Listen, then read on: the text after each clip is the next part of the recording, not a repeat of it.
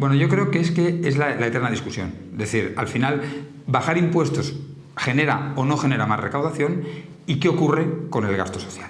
Vamos a ver, evidentemente nadie quiere disminuir el gasto social, pero hay partes o partidas de los presupuestos que sí que son eliminables. ¿Por qué? Porque son gastos innecesarios que no benefician a la colectividad, que no benefician al ciudadano y que evidentemente hay que mantener. Sanidad, educación, gasto social, todo eso tiene que mantenerse, pero hay otros que se pueden quitar. ¿Qué ocurre? Que sí que está probado que cuanto menor es la presión fiscal que se ejerce sobre el ciudadano, más se genera en cuanto a consumo y más se genera en cuanto a productividad. Por tanto, yo entiendo que el bajar impuestos, pero no reducir el gasto social, sino reducir partidas innecesarias, ese es el camino que hay que seguir. Nosotros tenemos 3 administraciones, en el caso de Baleares tenemos 4 con los consejos insulares. Entonces, yo creo que en torno a un 20% del presupuesto es un gasto innecesario. Porque tienes que mantener, si al final coges los presupuestos, por ejemplo, de la comunidad autónoma, tenemos que sanidad puede ser aproximadamente los 3.000 y pico millones que hay, pues el 50%. Educación puede ser un 20%.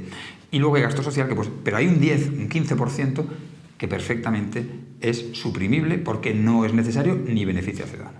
Es que es uno de los problemas, es decir, hay administraciones que, por ejemplo, hay ayuntamientos que tienen un departamento de cambio climático, cuando la competencia en cambio climático no la tiene para nada un ayuntamiento, la tiene o el gobierno o la tiene el Estado. Entonces, ¿para qué necesitas tener a alguien colocado en un departamento que no produce ningún beneficio al ciudadano? Yo creo que al final se están incidiendo en dos ideas que por mucho que se repitan no se van a convertir en verdad. Lo primero es que cuando se bajan los impuestos se bajan para los ricos. No es cierto. Tú puedes perfectamente plantear una reforma o una rebaja fiscal para las rentas medias y para las rentas bajas. Eso es perfectamente posible. Puedes tocar el IRPF, puedes ayudar con el impuesto de patrimonio, puedes ayudar con el impuesto de sucesiones y transmisiones patrimoniales.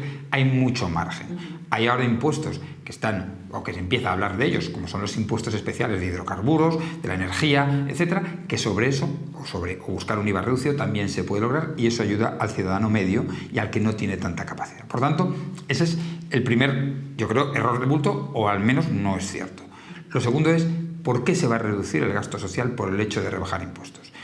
Vuelvo a repetir, creo, y estoy absolutamente convencido, que cuando se rebajan los impuestos con cabeza, al final se genera más recaudación. Y eso está comprobado. ¿Por qué? Pues porque se aflora todo un dinero que hasta ahora no se estaba aflorando. Y además, si tú lo destinas correctamente, no tienes por qué reducir el gasto social. Para nada. Lo que pasa es que lo que tienes que hacer es una política de austeridad en otros temas que no son necesarios. Es que es cierto que ha habido. Además, pero sí es que es una de las cifras que, frente a lo que dicen desde los políticos, las administraciones, la agencia tributaria, que en esto es muy seria, dice la realidad. Basta que veamos los comunicados de la agencia tributaria en la que te dicen que ellos están incrementando la recaudación. Basta ver lo que dice la ATIP aquí para ver que se está incrementando la recaudación en transmisiones patrimoniales en todos los impuestos. Por tanto, al final tienes que poner medidas correctoras para evitar que eso al final le redunden en perjuicio del ciudadano. Porque al final, ¿qué va a hacer el ciudadano? Pues evitar pagar. ¿Cómo? Pues no declarando todo lo que hay.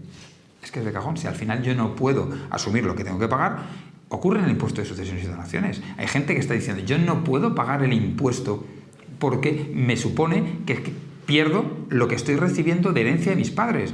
¿Qué hago? Pues busco o no pagar o dar valores más bajos. Claro, aquí se ha hablado de incrementos y hay incrementos de impuestos indirectos también a través del valor de referencia. O sea, se han utilizado muchas fórmulas para meter mayor esfuerzo fiscal al ciudadano. Bueno, vamos a ver, es que es la verdad. Es decir, si hablamos de presión fiscal, que es los tipos impositivos o lo que se paga de impuestos con respecto al PIB, evidentemente no estamos en la tabla alta ni en la parte alta de la tabla, perdón. Pero si hablamos de esfuerzo fiscal, no es que estemos en la parte media, estamos en el top. ¿Por qué? Porque el esfuerzo fiscal es dividir esa presión fiscal por la renta per cápita. Entonces, cuando yo sé que en función del rendimiento que tengo, cuál es el esfuerzo fiscal que me supone, los españoles estamos arriba del todo. Por tanto, no hay que engañar al ciudadano. La presión fiscal puede ser que no sea de las más altas de Europa.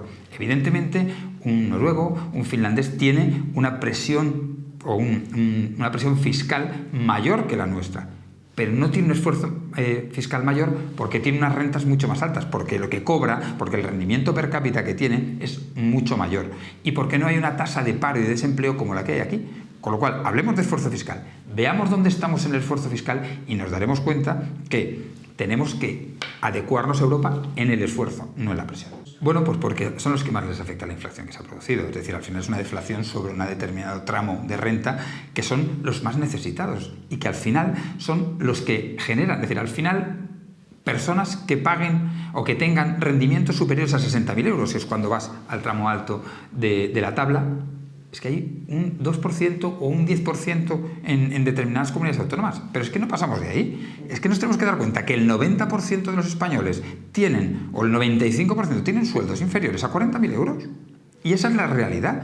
Con lo cual, a esos a los que hay que ayudar. Las medidas fiscales que palíen el esfuerzo tienen que ir por ahí.